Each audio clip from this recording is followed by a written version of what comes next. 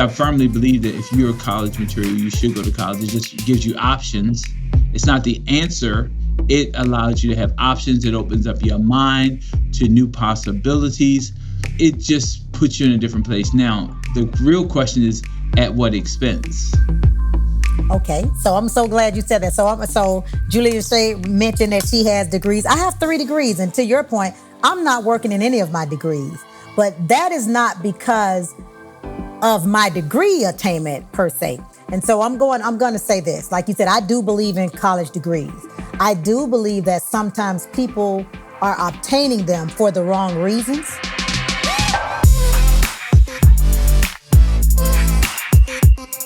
Well, hey, everyone, it is Julia Lachey, and this is the Color of Money podcast recording. Thanks for tuning in. If you were with us last week, we talked about budgeting, or for those who don't like that word, we called it a spending plan, right. and also about debt. And we kind of got into this thing about student loan debt, because that tends to be obviously the highest debt that a lot of people have, especially in the Black community. And I wouldn't let us get in too deep because I wanted you to come back this week and hear from our special guest. So with me today is my co-host, Emmerich Peace. We are absent of our other phenomenal co-hosts, Daniel Dixon and Bo McKeedy. But we've got Emmerich here, and we have a very special guest who I am very excited about. That's the whole reason why I wouldn't let us get too deep into last week's conversations, because I wanted to wait for y'all to hear from her. And who I am talking about is none other than the Dr. Melissa Chester. I met her through NAREB, which you all know is the National Association of Real Estate Brokers. We had on Dr. Courtney, who's the president, a couple of episodes ago. And both Emmerich and I have both served as chapter presidents, as Dr. Melissa is serving as chapter president of NAREB. In addition to that, she is a broker and owner of Red Phoenix Realty, which is in Jackson, Florida. She also owned a real estate school. I didn't forget that. You didn't tell me to mention that, but I didn't forget that, Dr. Chester. She owns a real estate school, and she's taken on a role of economic development at LISC. If you all are familiar with LISC, LISC, economic development. She's in charge of that. She's running that nonprofit there. And the reason why she's joining us for this particular conversation today about student loan debt and about student loans and about college education at all is because for 15 years, she was a professor at an HBCU. She was a professor at FAMU. Why can't I never say it right? It's not even hard to say. Look at y'all can't see her face. Yeah, you better get it right, because if somebody's sitting there looking, she better say it right. You know what? Right. For that reason, I'm not. Please tell us, Dr. Chester, who you are and where you taught at. Y'all not gonna get me. So I taught at the Florida Agricultural and Mechanical University, also fondly known as FAMU. Not SHAMU. We are not We're not FAMU. SHAMU's twin brother. It's FAMU. We are the HBCU National Black Champions 2023. That's our little shout out for now. Yes, right. But I taught there for 15 years, but I also taught at Grambling State University, University of North Florida, and I did a short stint at Florida State University when I was obtaining my doctorate degree. Now listen, if you've not taken one of her classes or been under her educational leadership, you have missed out. So for sure, engage in this conversation. But thank you so much for joining us. I've been waiting a long time for this conversation with you. Thanks for being here. Julia, I guess I missed out because I haven't been to one of her classes. So. You missed out. That's what I said. You got to come to one. Yeah. I did some phenomenal classes, Emmerich. True enough. Okay. This is true story. So I want to jump right in because the reason I guess I shouldn't be all extra excited about it, but a couple of our episodes that were actually our most listened to episodes. One of them was with Ogla Gautama, where we talked about single Black women and the deficit of wealth that single Black women have. And one of the primary drivers of the reason of that was because, and I'm just going to summarize it, we're well educated, got college degrees on degrees, and still broke. And the average net worth was very, very, very low. I'm talking like under $500. And that's because the amount of debt that Black women possess. And that's not just women. In general, young people of color tend to have a lot of debt. And most of that debt comes from the student loans and the college education. So this conversation really is about, and I hate to put it like this, but is it worth it? You know, you real smart, but you still broke. So what do we actually do? How do we use this college education to actually help us increase our wealth? And that's the nature of this conversation. So before I go too far, what do you think about that, Dr. Chester? Oh, I'm so glad you asked. You guys are probably going to be a little surprised at my answer, but I do think there are positives and negatives to college degrees, to obtaining college degrees. And so, I think that what happens is we have to understand what is the purpose of a college degree first, right? Most times when people are entering into college spaces, they have no idea what they want to do. They've just been kind of directed that this is supposed to be my next path. Like I'm supposed to go from, K through 12 and I'm supposed to go to college, and there are no real plans. And I think that we're going to be having some conversations about like, what does college exactly, what's the purpose of college, right? What is the exact purpose of college? And so we have to understand the first thing college is for simply is just access to it's supposed to be access to higher paying jobs, right? It does provide us access to higher paying jobs. That is a goal of having a college degree. It also should help us end the cycle of generational poverty. That should be a goal of a college degree, right? Breaking those generational cycles of poverty.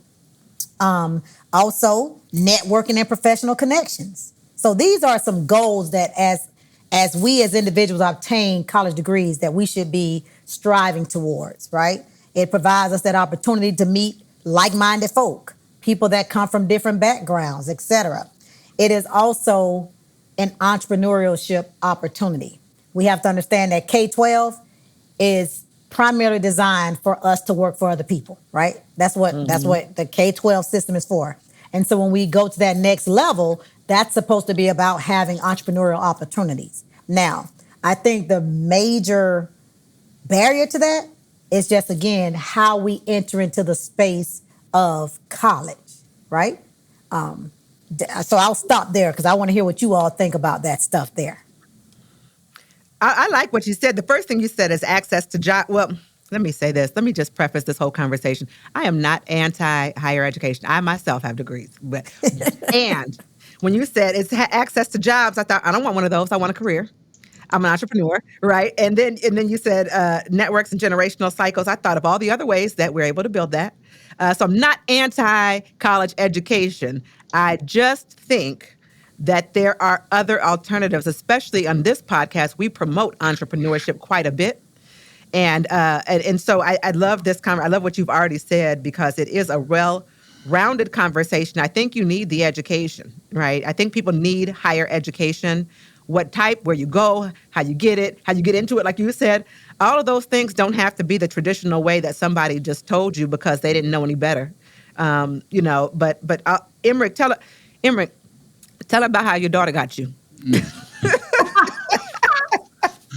Well, my daughter was, it's interesting. My daughter was going to a school. It was an in-state HBCU, and she decided that she did not want to attend that school, which I understood. And I was okay. I said, well, I want to go here, PWI.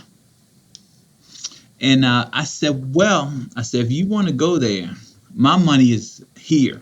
If you want to go there, you're going to have to figure out how to get there, which is probably going to require you to get some loans because you don't have that additional money.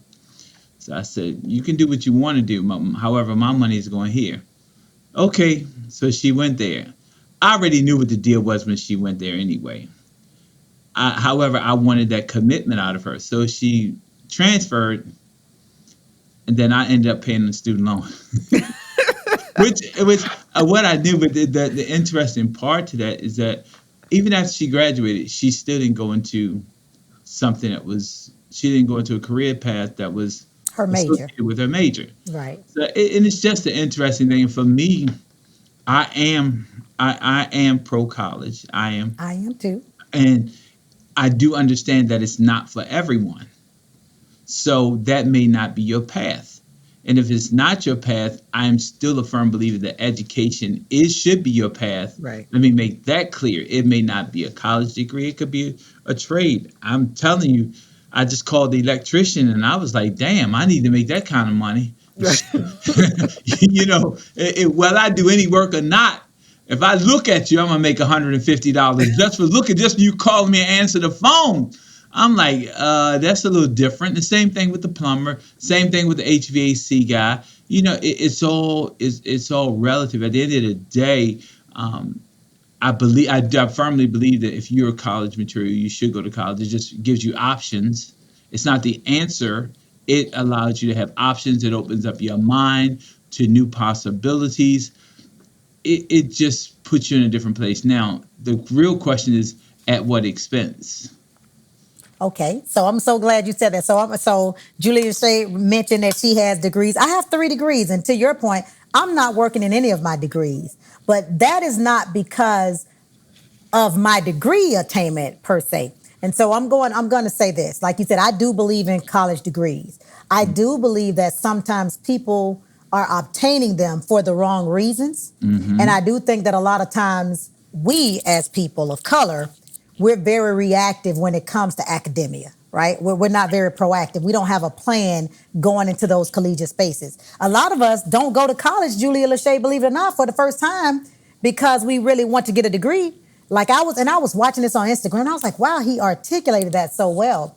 But sometimes, like me, I'm going to take me. I grew up in the projects. I grew up lower socioeconomic. And he was saying, sometimes that's the first time that people actually have a space for themselves. A lot of people go to college for exposure. They go because it's the first time they've actually been outside of their neighborhoods, right? And college is so much more than just academics. And it teaches you about scheduling and deadlines and all types of things. It's not just about an academic career. Because although I'm not using any of my degrees, it does not mean that I'm not using any of the things that I learned in college. It does not mean that I'm not using any of my networks. I just think that what happens is we're very reactive when it comes to college. I have 3 degrees, Emmerich, but I tell people I didn't pay for none of them. I got academic scholarships. So I didn't have student debt. The only debt that I had from student loans was that I had my own convenience store and restaurant in Tallahassee, Florida when I was obtaining my doctorate. And I took out a small loan to help me with that business. And that got paid back as soon as I graduated. I think that it has become a form of slavery for many of us because we're degree chasing, we're letter chasing, and don't even really have a real plan for those letters once we get them. We just want to be able to say we have the bachelor's or the master's or the doctorate. But you don't even have a real plan as to how that's going to increase your net income. It makes no sense to go spend $200,000 for a degree that is not going to net you $5,000 a year in increase in salary. Right. But I don't think people are, sometimes, you say people get into it for different reasons. I 100% agree. I actually am using my degree. My degree is in business management and administration. That's what I do, right? It's a real estate business and I manage and administrate that. That's exactly what I do. And however, for example, I shared this before, my pastor's wife, every time I see her wants to know if I finished my master's degree. She's been saying this for 10 years. And I'm thinking ma'am, for what? Why? Why? Even now, still at this phase in my career, she is just insistent that I get a master's degree just to have the letters, like you said, because it's absolutely not going to net me any more income. It's not going to build my wealth. In fact, all it's going to do is I just don't see, for me, it isn't the purpose, but for so many people, they just know that that's the route that you are supposed to take in their mind. And so people go to college because the pastor's wife said, you're supposed to go and get a master's degree. And people go to college because mama said, that's what you need to do next. But you're right, Emmerich, it isn't necessarily for everyone. My oldest son, he went to college because he wanted to work with in youth education. You need a degree for that. Yes. My youngest son that just graduated from high school, I would never spend 1 red cent, not a penny. He is an entrepreneur. But what I did tell him was, you at least need to go down to the community college and get basics. You need to be able to read a P&L. You need to know what that is. You need to. When I first went to college, I took entrepreneurship. That was the class I was interested in, right? So it definitely is beneficial. But at what point in the conversation of the disparities that exist, which is what we talk about a lot on this podcast, I found it interesting.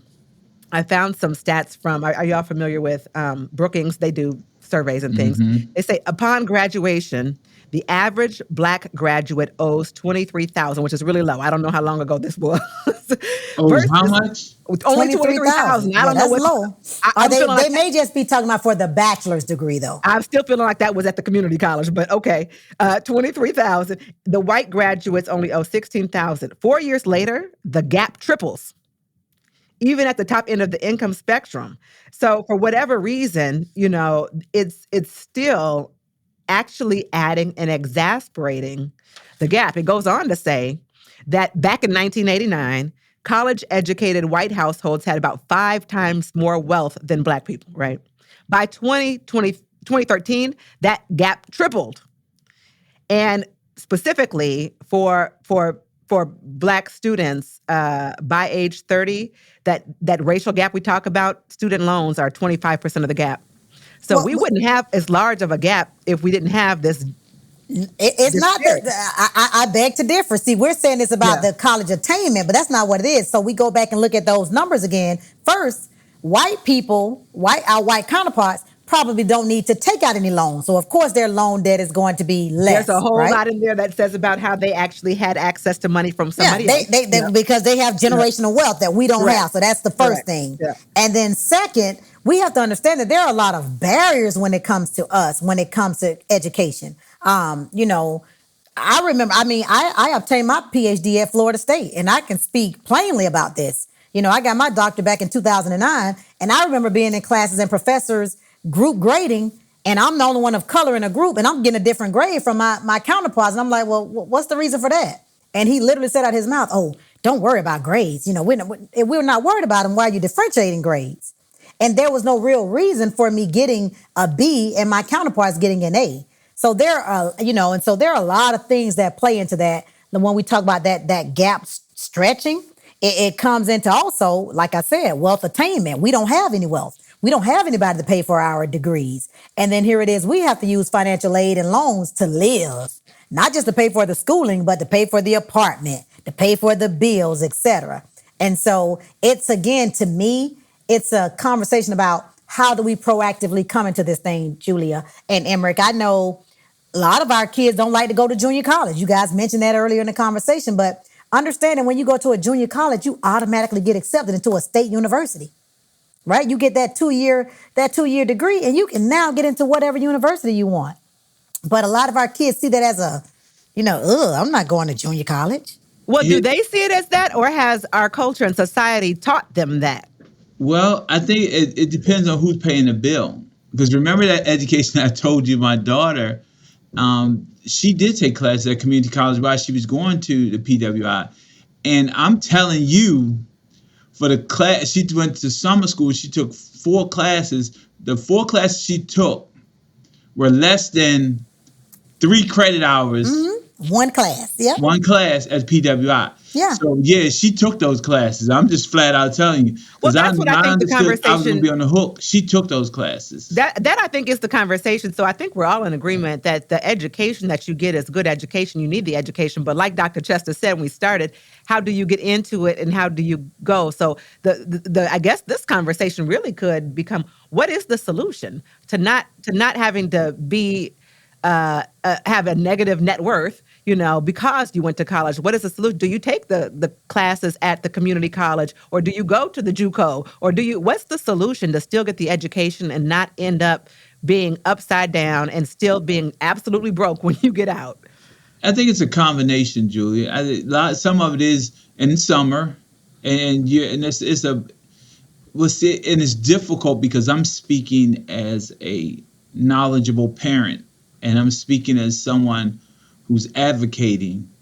However, for those who are willing to advocate and gain knowledge, in the summer they have to be willing to take those classes that are substantially discounted. I'm gonna call it substantially discounted as opposed to a normal tuition by going to a junior college in the summertime and taking those classes, just making sure that the institution will accept those classes that they're taking in the summer. That's huge. That can cut almost 20-25% off your bill for the year. But you're Well, you're guess what? also, You can go straight from high school to a junior college. You can go. That can be your first stint without going to college. Absolutely. And now now. And the great thing about junior college, guys, again, here it is. I went as a freshman to a junior college or a community college. Do you know what, Julia? You get that AA degree, and guess what happens? Just say you weren't the best student those first 2 years. Your GPA starts over when you get into the 4-year university. Right? You can start again because we know a lot of students make mistakes those first 2 years that cause them to have to take other classes. So I'm somebody who graduated, y'all, with way more credits than I was supposed to. Because I got the FAMU, baby, and I lost my mind. I didn't have direction. I was first generation college student. I didn't have anybody telling me anything. And when I graduated, I remember my counselor being like, you should have 2 degrees with all these credits because I was flunking classes. I was changing majors because of lack of direction. And we have to take into account, one thing we haven't taken into account, guys, again, that K-12 system, they don't promote junior college. They don't promote trades. All they promote is graduate, go to college. And a lot of times there are a lot of students who honestly shouldn't even be on the college track. We have children who are not acquiring a degree, but they have debt because they went for a few years and still have this student debt. So here it is. I don't even have a degree, but I have a lot of student debt. Yeah. These numbers, I didn't read the whole report. It was a lot, but a lot of it is because they say 60% of Black college students don't actually graduate. Because that's the track we're pushing them on. And the K-12 system is I call it the new form of slavery because you get all of this debt and now it's impossible for you to live. To your point, we see in real estate, most graduates can't purchase a home because of their debt to income ratio because of student loan debt. That's and again, it's a trick of the devil because you all are chasing letters and degrees and people are always like, well, you got 3 degrees, dog. And I'm like, I didn't pay for any of them. Let's be clear. I don't have any student loan debt. If I had to pay for it, will I have 3? I don't know. One of the things that we cannot overlook is the fact that even in that 60% that don't graduate, one of the biggest challenges is that they don't have, and I'm a firm believer, they don't have the proper advocate in their corner to reinforce why they're there. And if you don't have anybody to reinforce why you're in school or why you should complete school or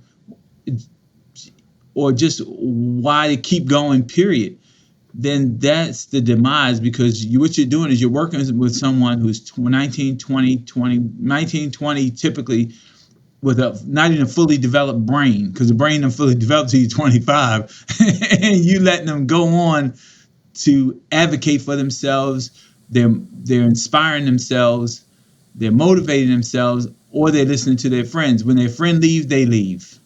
It's just. Let me ask you this, Julia. Does it talk about, because it talked about degrees, but does it talk about HBCU versus a PWI? Because I'm going to challenge you on that one and say at HBCUs, we like FAMU, your BCU, they have programs like student success centers. They have these programs where you're going to your counselor, you're staying engaged. They have these classes that you take as a college freshman, student orientation. Now at a PWI, you're going to be lost in the sauce. You're just a number. But at HBCUs, we tend to adopt you as nieces and nephews and et cetera. And I think that's to the point. We've talked a lot about your network. You brought up the networks and things as well, but I think that's important. So what about, and who they're listening to and where are we getting this from? Some of our listeners may be in this age range where they're going, going to college, and it's good to hear that at an HBCU, you're going to get that kind of support, because at other schools, I remember my son called me. He was on a partial athletic scholarship, and I had actually paid cash for the rest. We weren't doing loans. I don't believe in it. We weren't doing it. He called me talking about from the coach's office saying, well, my friends, they getting checks. And he wanted to know how he could get a check because all his friends were getting checks. And the coach is in the background trying to tell him what to do to apply for these loans. He's not understanding, they're having to pay this back. And his coach is encouraging him to apply for these loans so he too can get a check. And I had to say, put him on the phone. Because we don't borrow trouble. I'm not doing that. But my son, if he had just been himself and not had my guidance, his coach was telling him, go ahead and get you some debt.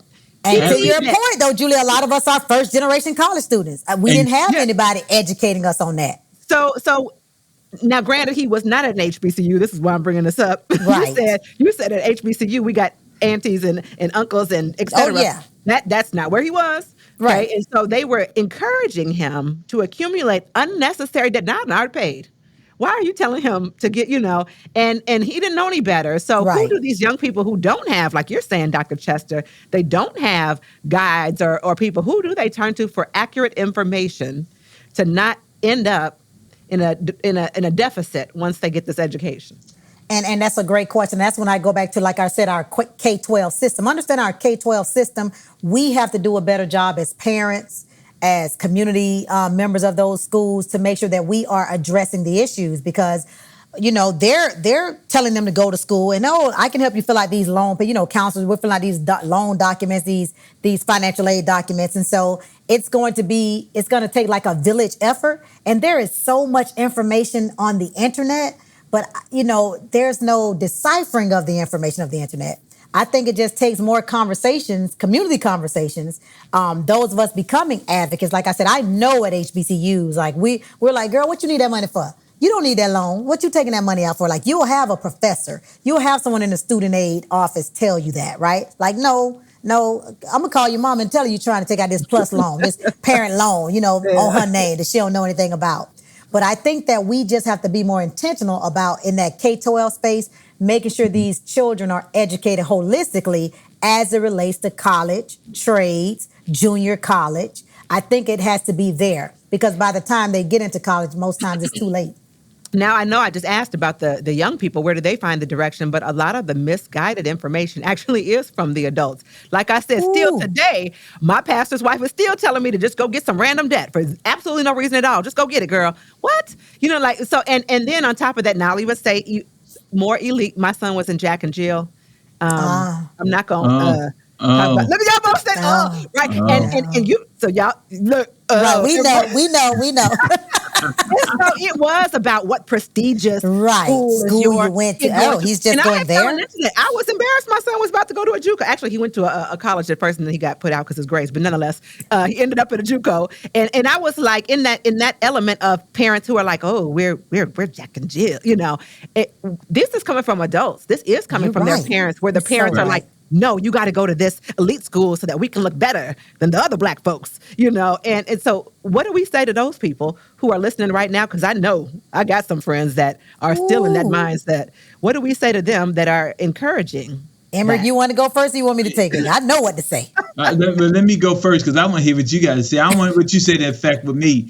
And so what I would say to them is just flat out, do you like me?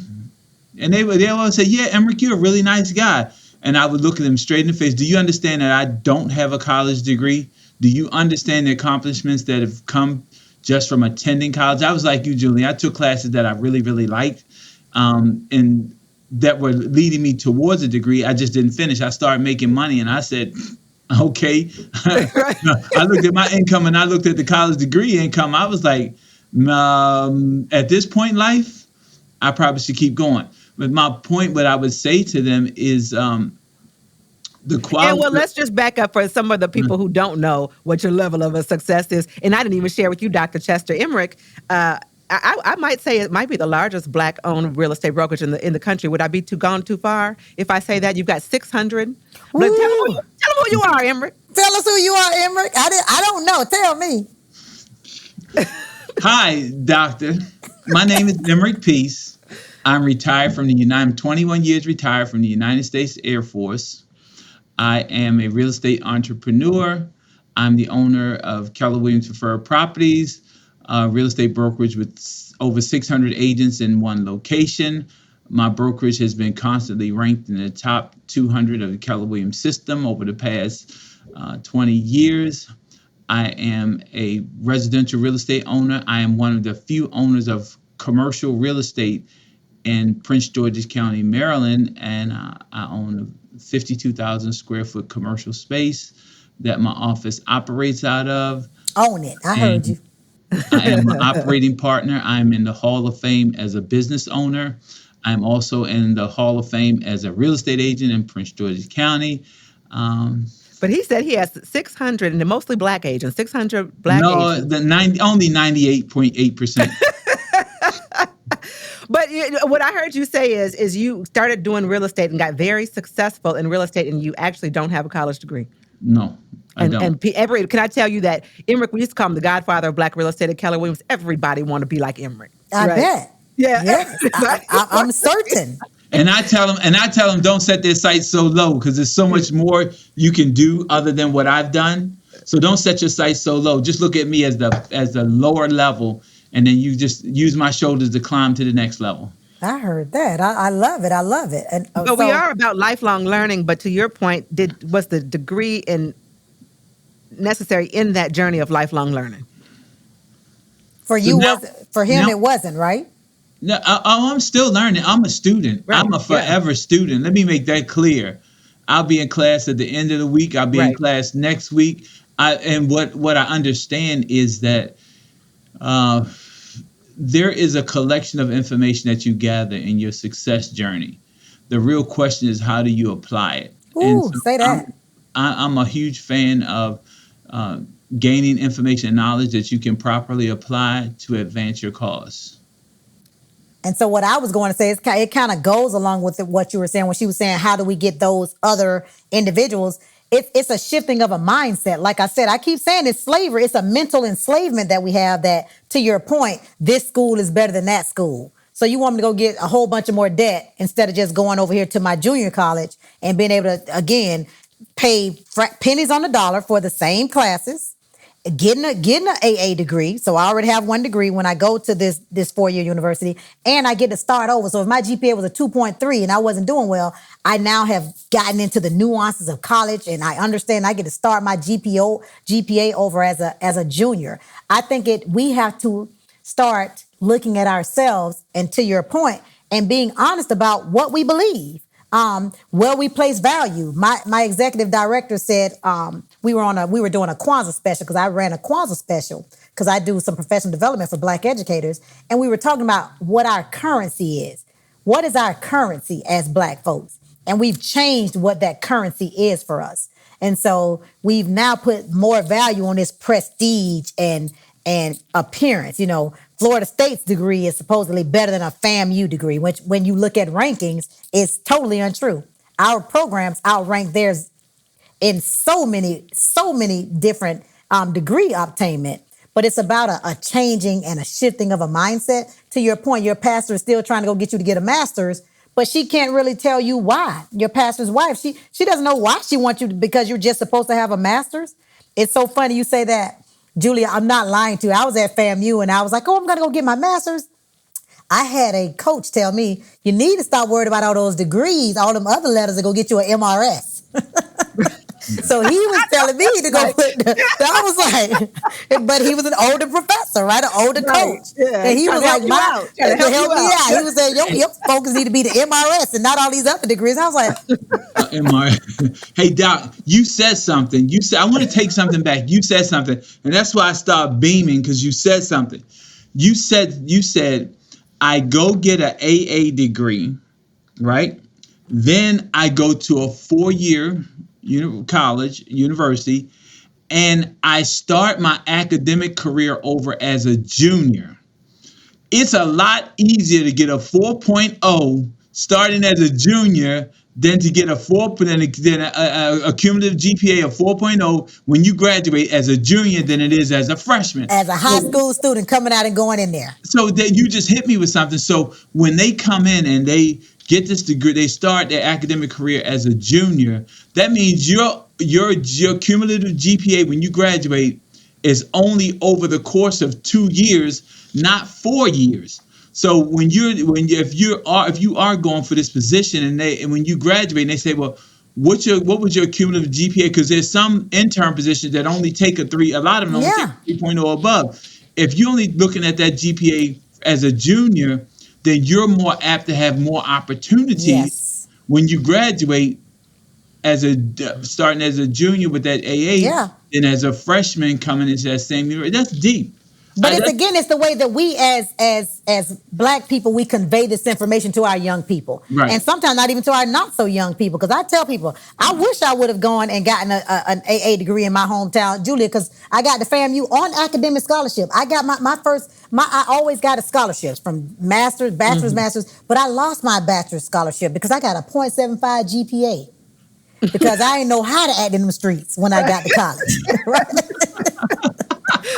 And I had to start over. Had I been at a JUCO, it would have been okay. Now I got to climb this GPA up from the depths of hell. Right. To graduate with my bachelor's with 3.0. But it was hard. And that's why I had so many hours. Yeah. I think that's good advice. I think that, and I think in a nutshell, what we can really summarize is we absolutely all agree that you need higher education. Yes. How and why you're striving for it is really the key. And young people getting the correct advice, and it might not be your mama. What is the real reason?